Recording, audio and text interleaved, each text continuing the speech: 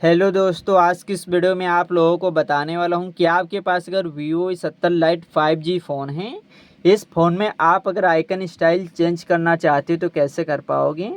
तो सबसे पहले सेटिंग पर क्लिक कर देना, उसके बाद नीचे आ जाना है, home screen lock screen wallpaper पर क्लिक कर देना है। यहाँ पे आइकन से लिखा होगा, इस पर क्लिक कर देना है।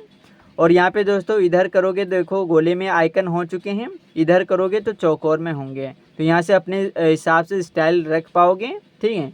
और यहाँ से इधर करोगे तो बड़े बड़े आइकन हो जाएंगे, तो इधर करोगे तो छोटे छोटे हो जाएंगे। उसके बाद जो ये नेम लिख के आता है, इन्हें जो नेम है, ठीक है, ऐप का, इन्हें छुपाना चाहते हो तो यहाँ पे देखो नीचे, इसे बंद कर दीजिए। ये देखो नाम लिख के नहीं आएगा। अगर यहाँ पे चाहते हो कि नाम लिख के आए ऐप का, ठीक है, तो इसे ऑन कर देना है। और यहाँ से आप दोस्तों स्टाइल गोले में रख सकते हो, इधर करोगे तो बड़े बड़े हो जाएंगे। तो अपने हिसाब से दोस्तों सेट कर लेना। उसके बाद बैक आ जाना है।